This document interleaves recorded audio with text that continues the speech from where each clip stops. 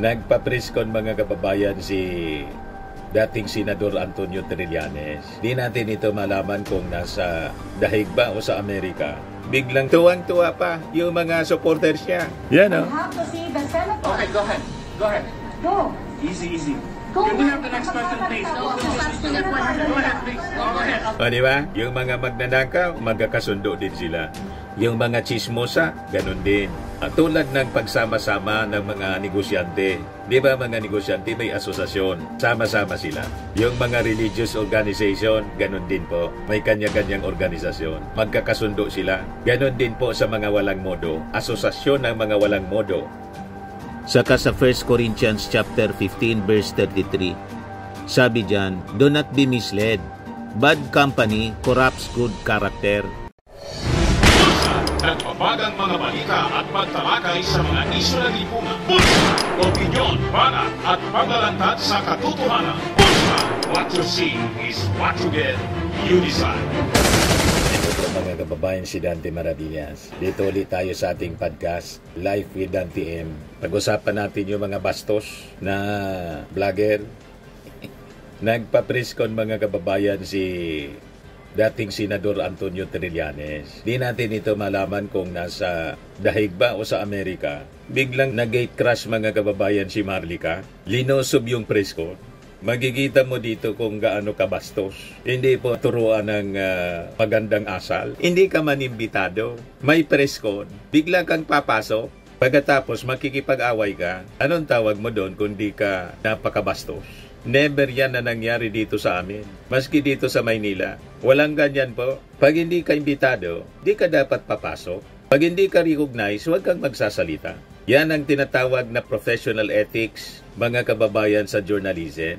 Sa bagay, itong taong ito, hindi man dumaan sa ganyan. Nung mauso yung vlogging, tira lang ng tira. Walang etika, mga kababayan. Walang professional ethics. Napakasama ng ugali.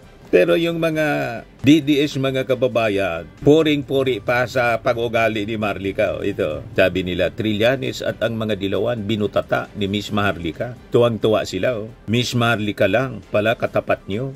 Talagang pag birds of the same feather talaga po. Flock together. Yung mga masasamang ugali, sama-sama lang sila, mga kababayan. At nagpopurian sila. Panoorin po ninyo ang encounter. Talaga pong sobra kabastos. Yan o. Biglang pasok si Marlica.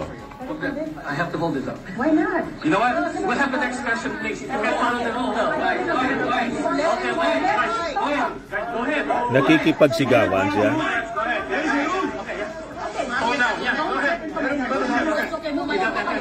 Hold on now. Right daw niya na magtanong, hindi ka nga imbitado. Pag hindi ka imbitado sa pagtitipon, wag kang pupunta. Hindi ka man imbitado. At pag hindi ka recognize na magtanong sa isang pagtitipon, wag kang magtatanong. Ganon ang isang tao na professional, nag-observe ng professional ethics. Pero makikita ninyo, napakawalang mudo. Tuwang-tuwa pa yung mga supporters niya. Yan o. I have to see the senator. Okay, go ahead. Go ahead. Go. Easy, easy. Go. Can we have the next question, please? No, Go ahead, please. Go ahead. I'll talk to you first. I have the right. Don't ever touch me. Don't ever Hindi o. Napakawalang iya talaga po. Security first. Get that out. Security. Kita ninyo? I know my right. Parang may sira talaga po. I listen to him. May sira sa ulo. What's your question? Go away. You see, Let's go. everyone agrees that somebody holds the mic. Masyado kang bruso. Yan o. Napakabuli po. Saan ka nakakitang ganyan? Go away. Napakawalang iya. Yan o. Kala mo kung sino siya? O diba? Pati yung security ni Trillanes po, inaaway niya.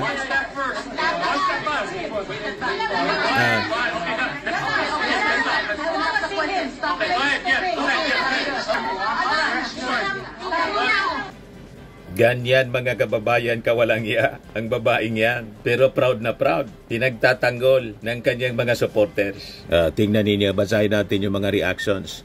Fight for freedom, madam. Go, go, go. Sabi ni Anton Lagrosa. Kaya tama yung mga kasabihan, mga kababayan, birds of the same feather, flock together talaga po. Yung mga tao, mga walang modo, magkakasundo din sila. O, di ba? Yung mga magnanakaw, magkakasundo din sila. Yung mga chismosa, ganun din. Tulad ng pagsama-sama ng mga negosyante. Di ba mga negosyante may asosasyon? Sama-sama sila. Yung mga religious organization, ganun din po. May kanya-kanyang organisasyon. Magkakasundo sila. Ganun din po sa mga walang modo. Asosasyon ng mga walang modo. Ganun kalala ang sitwasyon mga kababayan sa ating mundo. Ang pagiging walang hiya, walang modo, yan na po ang uso ngayon. Nakakasuka na pag-ugali ng isang tao. Sa 40 years ko sa profesyon bilang isang media, dito sa amin wala pa akong na-encounter na ganyan. Kahit sa Maynila, walang ganyan. Yung lulusob ka sa isang pagtitipon, pagkatapos babastosin mong ganon yung isang tao, magkikipag-away ka sa security kasi gusto mong magtanong. Hindi ka man imbitado. Ibig sabihin, yung pagkatao mo, kung ano ka, hindi ka man nire-recognize. Yun ang malinaw doon. Hindi ko mo vlogger ka. Pwede ka nang pumasok kahit anong pagtitipon kasi gusto mong magtanong. Di ba? Hindi ganon. Pag hindi ka imbitado, huwag kang pupunta. Di ba? Ganon lang yun. Yan sa mga taong may modo. Yung mga taong professional po. Hindi tayo nagtataka kung bakit ganon ang ugali ni Maharlika. Kasi hindi po naturuan. Ang natutunan niya, walang hiyaan. Makita mo?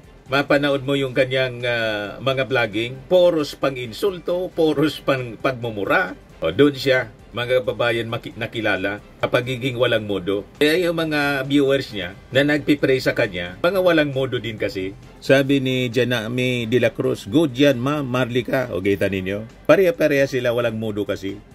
Sabi ni Ings Lapis, laban ma'am Maharlika. Bakit? Inaano man siya ni Trillanes? Hindi nga siya pinapansin. Sabi ni Noramin Dalandas, ito yung post na hinahanap ko. Nung unang pagkakita ko na nandun si Trililing sa Dahig at nagpatawag ng meeting sa mga supporters niya at nang malaman ni Maharlika, kaya pinunta niya at ayaw siya papasukin pero hindi siya nagpatinag. Ayan at nakipag-away siya kasi bakit daw siya pwede pumasok kasi may mga sikreto sila Trililing. Nakipag-usap sa mga supporters nila ng admin. Ayan, idol ko, Madam Maharlika. Go, Madam. Binanatan mo si Tuliling. Diyan kasi sinto-sinto. Yan, kakagawa ng mga peke na ebidensya. Kaya nga, lumayas yan dito sa Pinas kasi may warrant na dinimanda ng mga Duterte dahil sa kasinungalingan niya. At kung totoo mga ebidensya tungkol sa mga Duterte, bakit siya tumakas papuntang labas ng bansa? Bakit? Kasi puro gawa-gawa lang niya. Baliktad lahat yung sinasabi. Ang sinungaling po, yung mga Duterte, yan ang malinaw. Lahat ng mga sinabi, sa 10, 12 yung mali. Ano ba? Kaya nga nagkabulbul yung buhay niya dahil sa ganyang mga gawain. Sabi ni Lolit, good job, Miss Maharlika. You are so brave. Sabi ni Jenny Beth, kapal na talaga mukha nila. Bakit si Trililing inutusan pumunta dyan? Alam naman natin na siya kalaban ng Duterte at saka wala na siyang posisyon sa government. Something wrong talaga sa government. Kita ninyo? Lahat ng sinasabi ng mga Duterte, pinapaniwalaan nila. Duda man lang yun po ni Pulong na inutusan daw para mag-welfare check si Trillanes. Kasi si Trillanes nag-post po na nasa Dahig at sabi ni Trillanes, relaxan niya, nasa low pa si Dots. Ayon, inasyum ni Pulong na si Trillanes yung inutusan ng ating Pangulong Bongbong. Bakit manutusan ng ating Pangulong Bongbong si Trillanes? Empleyado ba siya ng gobyerno? Malamang sa malamang, pumunta si Trillanes sa Dahig on his own kasi tumutulong siya doon sa mga biktima ng EJK. Di ba? Yeah, tama talaga yung sinabi ni King Solomon. Sabi ni King Solomon sa Proverbs 13 verse 20, whoever works with the wise will become wise, but a companion of fools suffers harm. Saka sa 1 Corinthians chapter 15 verse 33, sabi dyan, do not be misled. Bad company corrupts good character. Kaya po, bakit ganyan ang ugali nila? Kasi yung ugali ng kanila pong ina-idolize. Ugaling walang modo. Kaya lahat sila walang modo. Like leaders, like followers. Walang modo yung leader, walang modo yung follower. Ayan ang makikita natin pagkatao ni Maharlika. Napaka walang modo. Ayan lang po yung ating short video ngayon. Patong-patong na problema yung kinakarap kasi yun ang paniwala nila. Masamang paniwala, maling paniwala. Bye-bye po. Firmax Firming and Lifting Cream, pinapahid po sa mga pulses in affected area. Mainam po sa paninigas ng mga kaso-kasuan. Ito naman po, Automax Radiant Serum. Sa mukha naman yung application, anti-aging po siya. You will look 10 years younger than your age. Sa mga cancer patients naman po, baka lang gusto ninyo itong itry. Neng siya red mixed fruit drink. Hindi mo po siya gamot, food supplement siya. Kaya lang, gawa siya mga kababayan sa goji berry. Yung goji berry may anti-cancer properties. O ngayon, yung mga inquiries ninyo, dumiritso na lang kayo sa aming messenger sa Facebook para masagot namin agad. Ayos pa? Ayos na ayos niya, Mr. Maravilla. Sa mga naghanap po ng malinis and spacious fitness gym, pumunta lang po kayo sa aming Colossal Fitness Gym. May Grab car rental din po kami. But anyway, ito po pala yung aming bagong product na binibenta online. I am worldwide amazing pure organic barley powdered drink mix from Australia. Negosyo to ng aking anak na architect entrepreneur Riz Maravillas. Ayan po. Kontakin na lang po ninyo siya, Riz Maravillas on Facebook. Ang mga health benefits niya, boost immunity, improves digestion, enhance energy levels, packed with antioxidants, prevent cancer. Ito naman po yung bago naming product na binibenta online. Eye Glow Serum, whitening po siya. Tingnan ninyo yung epekto sa aking anak na architect before and now. Yung mga inquiries po ninyo, dumiretso na lang kayo sa kanyang Facebook account, Riz Maravillas.